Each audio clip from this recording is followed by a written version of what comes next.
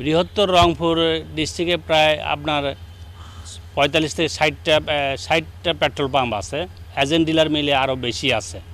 তো এখন সেইভাবে তেল সবাই যেভাবে আগে নিচ্ছে, যেমন আমি সপ্তাহে 2বার পেট্রোল অকটেন দিতাম আমি গ্যাস ফিল থেকে আনার পরে। তো মানুষ সপ্তাহে একবার নিলেও 2 দিন 3 দিন নিত না, পরে আবার 2 দিন পরে আবার নিত। কিন্তু এখন বর্তমানে তারা ডেলি নিতে চাচ্ছে, আর ওইভাবে দেওয়া হচ্ছে না। সেই জন্যে এখন লোকজন ক্রাইসিস মনে করতেছে। হ্যাঁ, রেশনিংভাবে দেওয়া হচ্ছে। রেশনিং বলতে যেইভাবে গত বছর তুলছে সেইভাবে দেওয়া হচ্ছে। বিজিবি এখন বিভিন্ন পেট্রোল পাম্পে দেখা যাচ্ছে যে অতিরিক্ত মানুষ ভিড় করতেছে এবং সমস্যার সৃষ্টি করতেছে।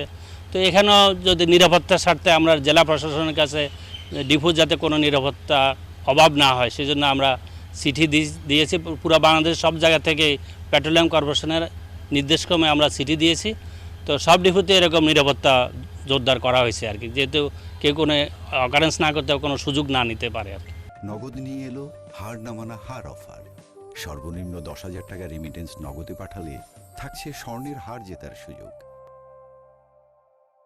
পাম্পগুলোর তো নির্দেশনা আছে, সরকার বিপিসি থেকে নির্দেশনা করে দিয়েছে কতটুকু তেল দিবে না দেবে সেইভাবে। আমাদের তো ওটা বিপিসি নির্দেশনা দিয়ে দিয়েছে, আমাদের বাড়তি কোনো নির্দেশনা নাই। না, নিরাপত্তার জন্য ওই দিন আমরা ডিসি স্যার মহোদয়ের ওখানে আমাদের মিটিং ছিল এবং ওখানে মালিক সমিতির লোকজনও উপস্থিত ছিলেন।